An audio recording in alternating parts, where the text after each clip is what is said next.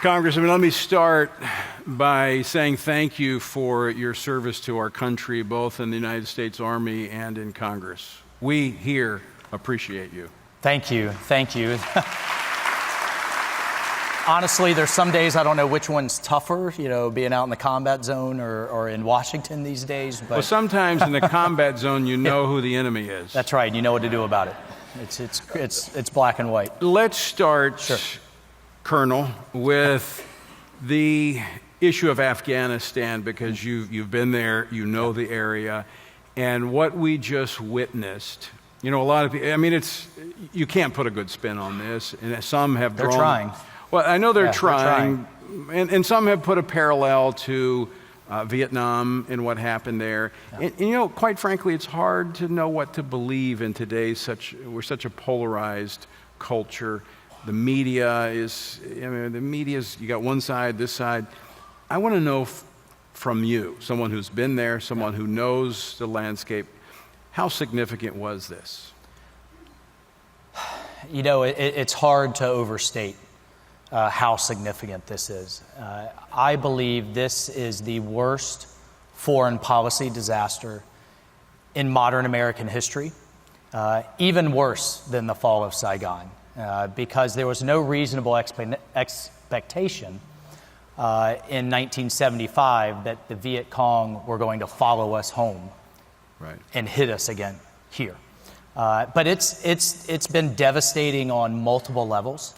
Devastating for me personally, and so many veterans that are out there that have quit their jobs, dug into their savings, really ripped open a lot of old wounds. But they're not. These are the private sector groups that are still to this day, right now, getting Americans out and getting our allies out, because they stood with us and stood with our flag against Islamic extremism and against terrorism. And they're doing the job that the United States government should be doing and isn't doing. Thank God for them. They have given up their jobs, dipping into their savings to go to Afghanistan, to many of these special operators in the past, trying to bring these people out. That's right. Yeah, they're trying to extract them. And many of them even are doing it virtually, where they're on the phone constantly with our allies, with Americans. Tony, we just successfully, there's no other way to say it except smuggled out an 80-year-old couple, American couple from California, just last week. Also last week, a veterans group landed a plane of 116 American citizens, green card holders, and LPRs. So it's ongoing, but they've been left behind. Make no mistake, and the administration, you can call it spin, misleading, I call it lying. Let's call it what it is. That this notion of there's only 100, if you notice, when Secretary Blinken says that, he puts in a quick little caveat, that wanted to leave. Well, who didn't want to leave? Show me that group, right? And so I asked the Secretary of Defense at a recent hearing, I said, Mr. Secretary, if you were offered a chance to leave but had to leave your family behind, would you do that? And he said, well, of course not, Congressman. I didn't think you would. But do I then get to categorize you as not wanting to leave and therefore not being left behind?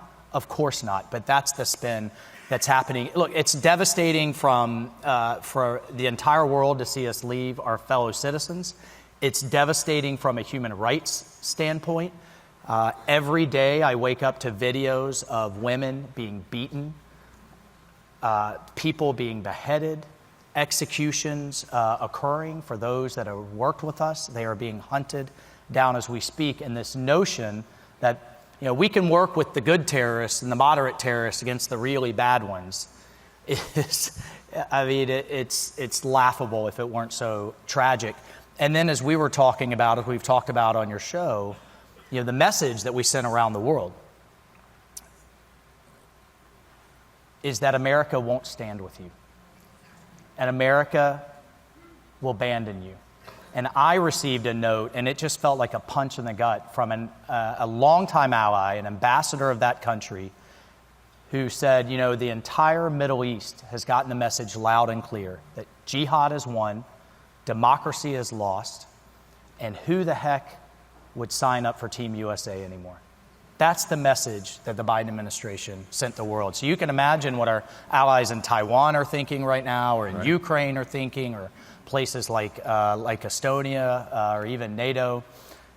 So devastating on all those fronts. And then the final piece, I'm just going to really depress all of you, is from a counterterrorism standpoint.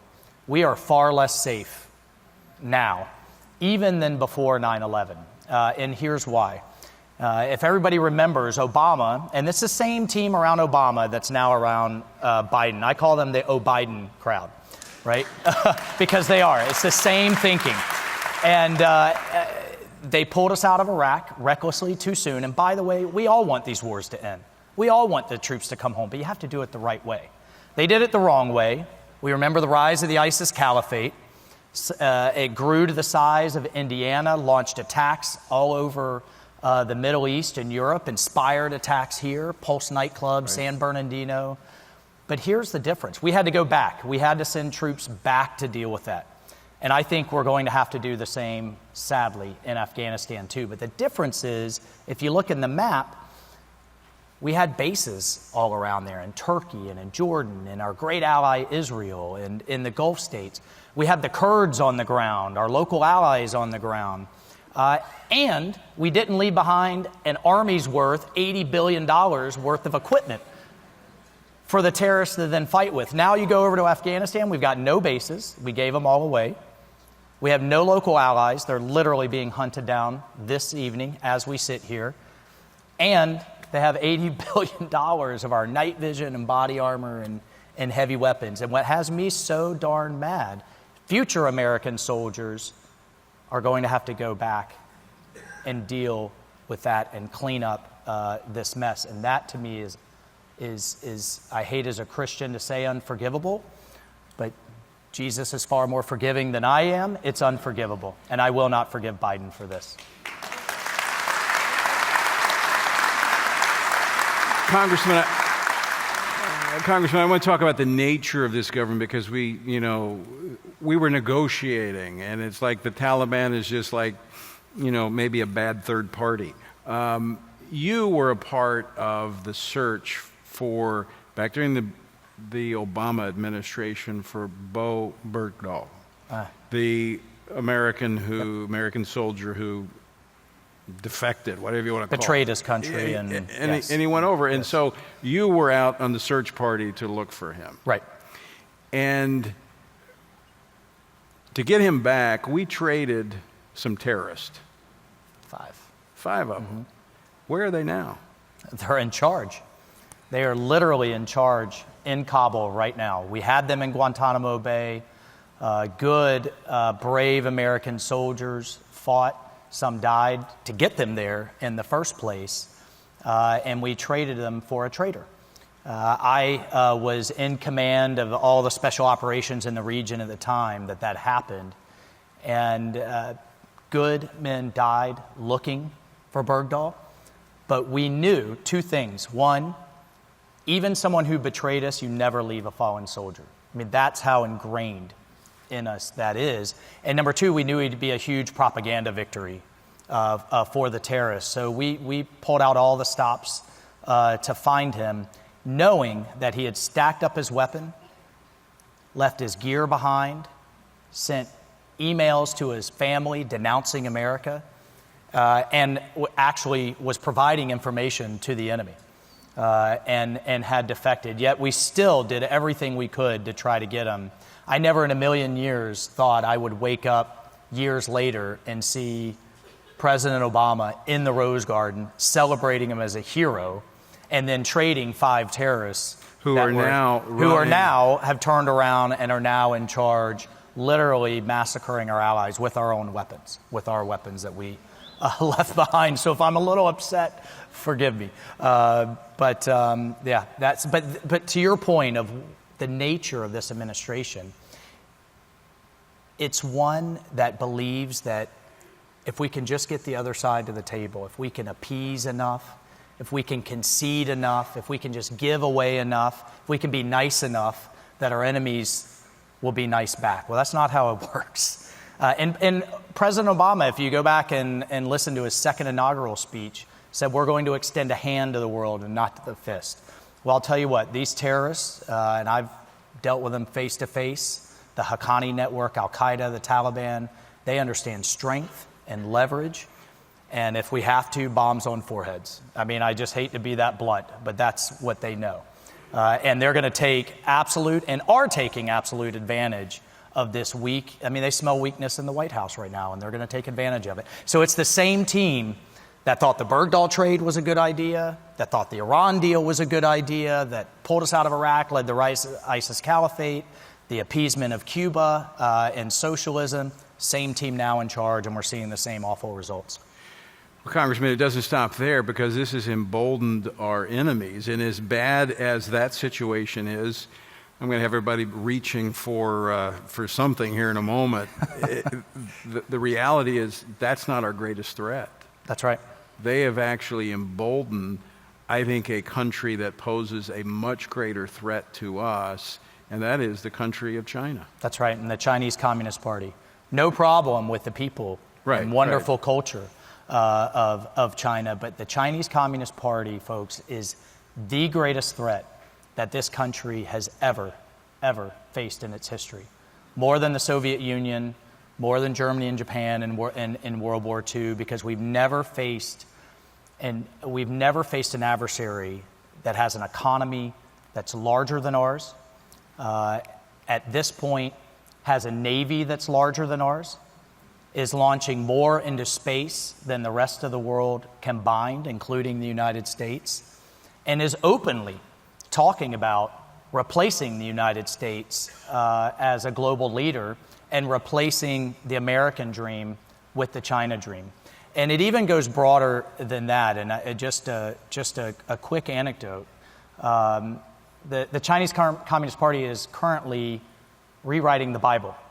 They're retranslating the Bible, and we don't have a full picture of what kind of nonsense is going to come out of that, but we are getting some glimpses, and one of them is John chapter 8, the famous story where Jesus is teaching in the temple, and the Pharisees bring in a woman that has been caught as an adulterer, and of course they try to test Jesus and say, well, according to the law, she should be stoned to death. What are you going to do, teacher?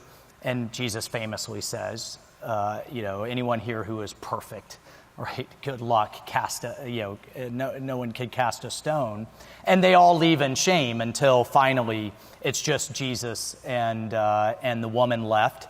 And he says, go, you're forgiven, and sin no more. Well, the Chinese version is the same all the way until it's just Jesus and the woman alone.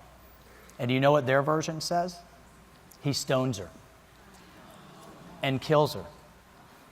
And the lesson that the Chinese draw out of that is that the law and the state shall never be challenged. And it actually says if imperfect men don't obey the law, then they deserve what she got. So this is a clash of our values in a way that I don't think we've ever seen before. But the thing that I think is so frustrating for me, especially now being in Congress, is it's our money that's doing it. Yes. It's Wall Street. It's Hollywood. It's the sports industry, right? Yeah. It's our trade deficit. That $500 billion a year that President Trump tried to claw back and bring that manufacturing back home, all of that. I had a fight on my hands last year because the military's 401k plan, $700 billion in assets, was investing in Beijing.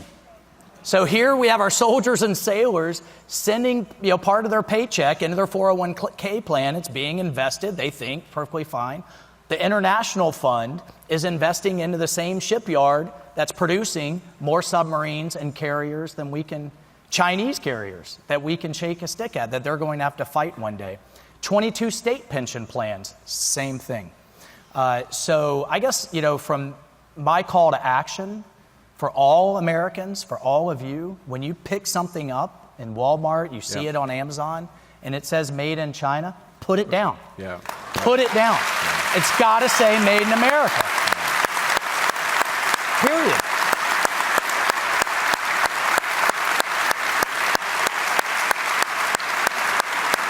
That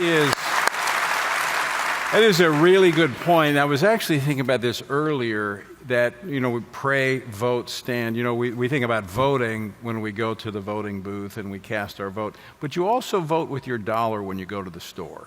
That's right. And so we need to cast that vote with responsible consumers. And it even goes to, where you invest. Because as you pointed out, Wall Street, this is, in my role at the U.S. Commission on International Religious Freedom, I've actually been sanctioned by China because I've spoken out against their abuses.